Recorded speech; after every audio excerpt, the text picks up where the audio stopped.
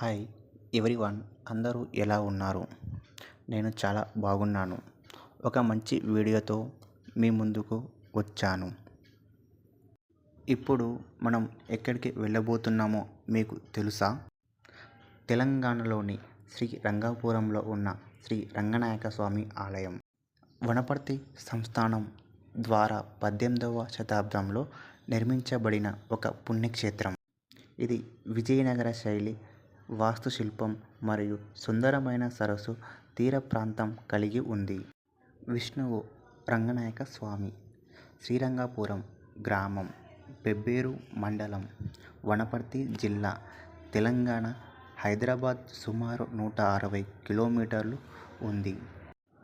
ప్రతిరోజు ఉదయం 6 గంటల నుంచి మధ్యాహ్నం 1 గంట వరకు మరియు సాయంత్రం 4 నుంచి రాత్రి 8 వరకు తెరిచి ఉంటుంది.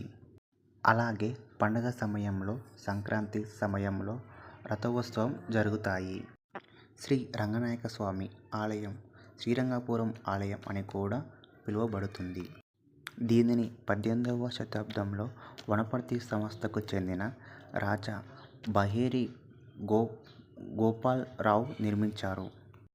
ఇది తెలంగాణ రాష్ట్రంలో వనపర్తి జిల్లా పెబ్బేరులోని శ్రీరంగపురం గ్రామంలో ఉంది. మీరు కూడా ఎప్పుడైనా వీలు దొరికితే వనపర్తికి వచ్చినప్పుడు ఇటు సైడ్ వచ్చి దేవుణ్ణి దర్శించుకొని వెళ్ళండి. చాలా అంటే చాలా బాగుంటుంది. భక్తులు కూడా చాలామంది వస్తారు ఇటు సైడు. చాలా ప్రశాంతమైన ప్లేస్, ప్రకృతిలో మధ్యలో నీళ్ళ మధ్యలో ఉంది కాబట్టి విజిట్ చేయండి. చాలా బాగుంటుంది ప్లేస్. అలాగే మన ఛానల్ చూసిన వాళ్ళందరూ సబ్స్క్రైబ్ చేయండి. అలాగే మీ సపోర్ట్ మాకు ఎప్పుడు కావాలి. నీళ్ళ మధ్యలో కనిపించే ఆలయం, 5 అంతస్తుల గోపురం, ఇవన్నీ శ్రీరంగపురంలో రంగనాథ స్వామి ఆలయంలో కనిపించే విశేషాలు. ఉత్తర రంగనాథ ఆలయంగా పేరుగాంచిన ఈ క్షేత్రాన్ని వనపర్తి మేము దర్శనం చేసుకొని అలాగా కట్టపైన చెరువు కట్ట ఉంటుంది కదా, అలా తిరిగి వచ్చినాం.